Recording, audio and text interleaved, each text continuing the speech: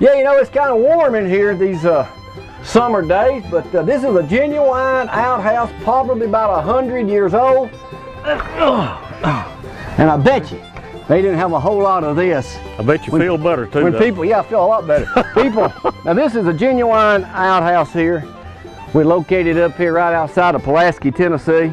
They didn't have a whole lot of this. They used corn cobs, Sears and Roebuck catalogs, and I'm gonna tell you the man who builds outhouses, but he didn't build this one because he was just a kid using it. You're right. This is Gerald Young. Mr. Young, 68 years old.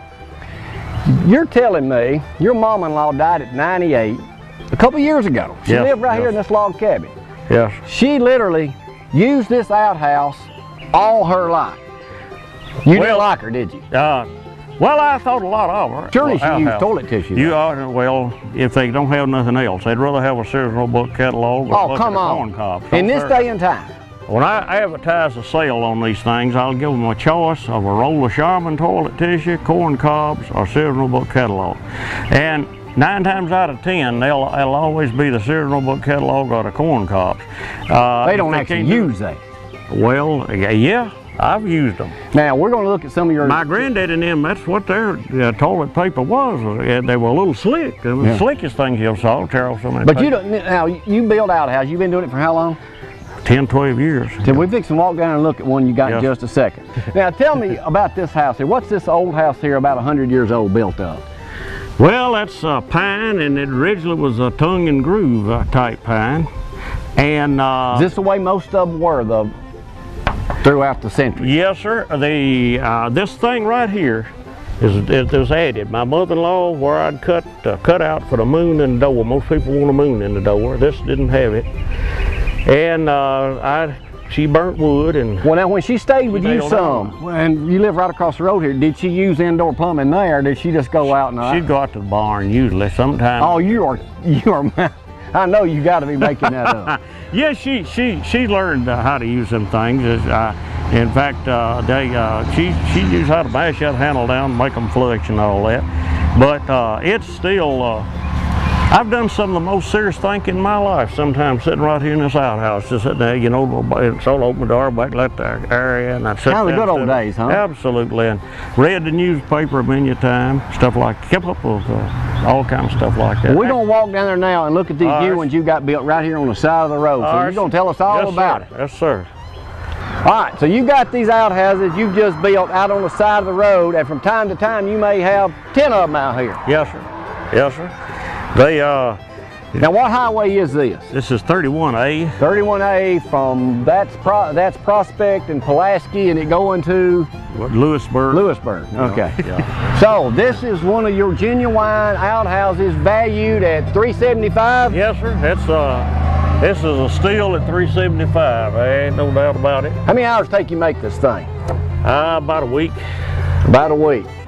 Got a chair, so you can literally sit right here. Yes, sir. And you can look out and wave at people. Well, this serves as my office till I sell them, and a lot of times I'm waiting customers to come by. So this is your office? Yes, sir. I'll sit in here till I sell it. Then the next will be my office. And I wave at the customer. You know, you try to be friendly and everything, and I'll sit in the outhouse. What's your sales pitch? Well, I tell them, I say, look, folks, I said, don't buy from a fly-by-night salesman who's here today, see you an outhouse and gone, and then when you need the service, you can't find him. The thing is done sagging, the doors won't open and shut. But that won't happen with yours. I build. What's your guarantee?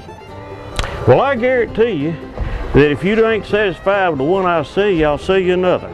So, but let me tell you. You autograph them all too. Yes, sir, I do. I have them autographed. And you got this one even comes with a urinal. Yes, sir. They have a urinal. Kind of like a porta john. Now you don't tell me. I can see people taking a whiz in here, and you can come in and take a whiz. Good, but you cannot do number 2 in one of your number 1 outhouses. No, sir. We fix you where you. I mean, legally you can't do that. Well, legally you can't do that. Illegally, I can't run my steel off down in the hollow. But if I want to take a whiz, I can use this urinal, and you got it down in the ground. With all that's fine. Right. And you got a bucket. Well, here in Tennessee, you got to have the ground perk, theoretically, to do it. Of course, now this right here is made out of some good lumber. Yes, sir. Solid. Is this off your property? Yes, sir. Go right out here on the place, oak. I guarantee a lot of people say they've never been in an outhouse. They can just prop themselves up and feel so good about being in it. It's smelling so good. The man asked me one time, said I'd buy one of them things if you could make one that don't smell. I said, I sure can. I'd make one that don't have to order to it at all. He said, I'll buy it. Sold it to him, and here later on in the middle of summer, he got to calling and raising Cain, said, this thing about to run me out of the country out here. Come out here. And I said, well, something must be wrong. I said, the ones I sell don't smell. I went out there and I took around and looked at it. I walked in here and reached over and looked at it. This is a one-holer now. Yeah, and I looked at it and said, oh, somebody's used it. That's what you're smelling. The outhouse ain't smelling. Just stay in there a minute. That's just, you know, it ain't often you get to interview somebody in an outhouse. I'll tell you that. Now, you were telling us a while ago that you are also a professional square dance caller. Well, I've been called a lot of things, but yeah, I've called a few square dances, and I used to call some. Well, how's that go? Tell me, do a little bit for me. All right, you have you get them. Everybody get you a partner and get on the floor out here. We're fixing to have a big Appalachian style square dance. And he says, okay, all everybody in one big circle, you know. You start them off and all join hands and circle left. And then you halfway back, you go in the wrong way. And then well, you do it faster than that though, don't you? Yeah, oh yeah. Let's hear it. I want to hear the real. Woo! Dance to the center and squeeze up tight. And let's do it again because you didn't do it right. Swing that corner, lady. Now, a couple up four, any old four. Right hand across. Left and back, don't get lost. Ladies bow and just go under and grab them gals and swing like thunder. Now swing that corner like swinging on a gate. Swing that partner, don't be late. Chase that rabbit, chase that squirrel, and chase that pretty girl round the world.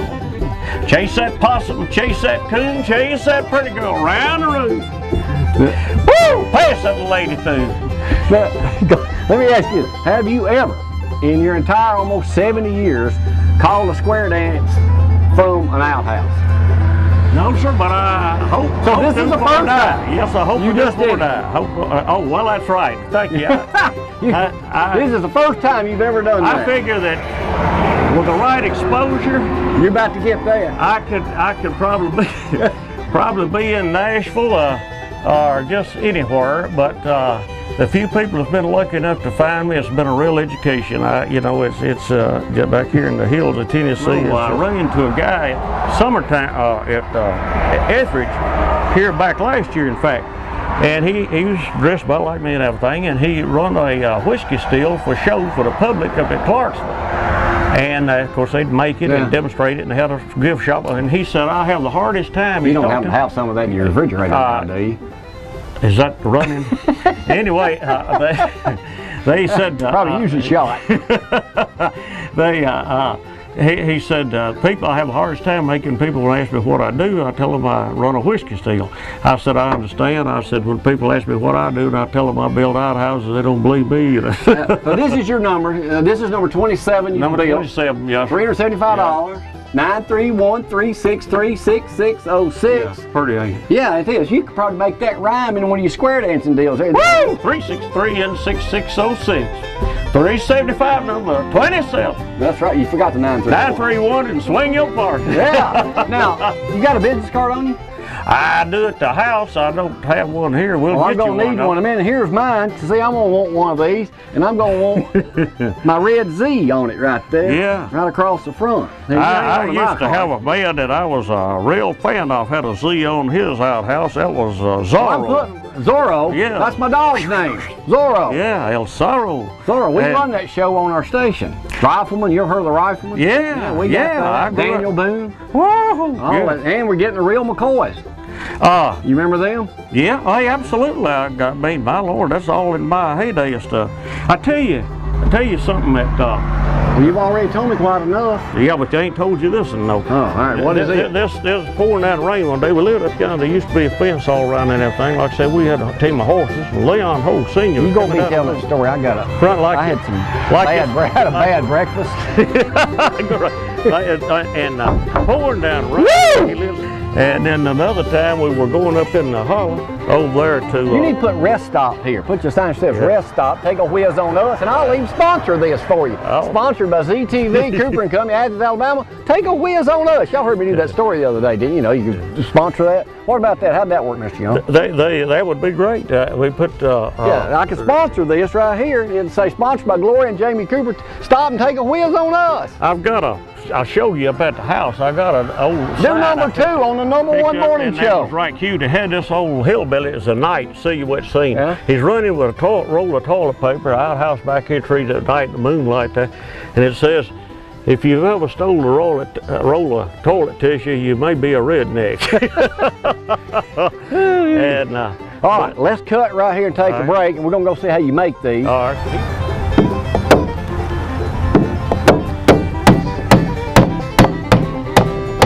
So this is the factory where you make all the outhouses under this big old shade tree. Yes, sir. It's Mother Nature. So this is where they start when they're for sale. Absolutely. Yes, sir. This one here's got older wood on it. Yeah, so this is the old sometimes you're lucky enough to find some that old barn lumber or something that people really like, but most of them are. This is how you build them. You build them right here on the spot. Yes, sir. That's a genuine outhouse. Absolutely. Then they go across the road and then they're for sale. Yes, sir. You ain't got a top on this one yet? No, got to put the lather and the top on it. You don't have a hole in it yet? No, hadn't got the seat. So it's unusable at the current time. Hadn't got the urinal in it and yet. You got planks over there, you got sawdust there, you got planks out back that you make them out of. So everything happens right here. Genius of Gerald Young takes place right here under the shade tree. You just can't do any better than that. The Lord provided these trees and shade, and golly, I appreciate it, and I take advantage of it because it's. So this is number 28? This is number 28. This is number 28. So if somebody wants a special order one, can they do that? Yes, sir. We've had several people to special order them, and what pleasure do you get out being out here, and your house is right there, your showroom is across the street, you're under these shade trees out here, out working alone, building something that they say represents the good old days. I never understood that, but what pleasure and enjoyment what do you feel like building one of these when you're finished with it? Oh, I'm sure got that like I wanted. I'm glad that's there. I like that, you know. That's the type of feeling, because if I don't get something like I want it, I'll work all day long on it till I get it like I want it. The doors, for instance, nobody would take the time in building the doors out of this hard stuff and making it fit and open and shut like that. What do you think people's fascination, Mr. Young, is with outhouses, something that's outdated 50 years? I mean, why would somebody want one just to look at? These are actually usable. Well, and what's the fascination? I've been asked that before. Most people ain't never even been in one. And basically, you spend on almost everything. You spend half of your life using something. You spend the next 20 years trying to get above to get something that replaces it, like a bathroom or something, for instance, whatever it may be. And then 30 or 40 years later, it comes back and you want to go back to the old days. You may not want to use it every day and live like that, but you want to go back to what you had years ago, and that's kind of the way it is. I've got friends of mine, people my age. Roy Williams comes to mind, who lives from Lawrenceburg, Tennessee. I actually had an outhouse till he was 10 or 11 years old, and he's my age. Well, my wife, they never even lived where they had electricity till she's in the 6th grade. But now you told her mother just died a couple years ago at 96 or 98, used an outhouse across the street from you all of her life. Yeah, you don't change. So you wouldn't let her come in and use the toilet? Well, she wouldn't know how to operate the thing. She'd wonder what that thing is sitting in there. Do you ever use one of your creations? Yes, sir. Sure do. What's it feel like? I've seen a lot of times I'd paid good money to use. Be going down the road and would give good money to have one sitting on the side of the road to use. But it's just it's the most peaceful thing in the world. You come out here in the night air or what have you, and sit down, open my door back, nobody around to bother you. Just sit here and look at the stars and moon. The old dog, he'll be sitting out here and what have you. It's just heaven on earth. It's just sitting in your own outhouse. That's a man's castle. Now that's the way I know how to put it. It's just It's just can't. You got it. You got it. You know what? Yours smell good. Yes, sir. I do not. I don't. They're brand new. I don't build any outhouses that stink. That's for sure. Now they may stink where somebody uses them, but the outhouse won't stink. But yeah. Well, Mr. Young, thank you for having us out today. Me and Mr. Jamie Ricketts right there on camera. Appreciate you letting us out and showing us. Yeah, we want an outhouse in every home. It's that's been my motto, that I want to see an outhouse in everybody's front yard in Giles County before I die. Well, we're going further than that. We're going Limestone County. And it looks like we may be heading in that direction. Who knows? We may. Thank you again for having us out.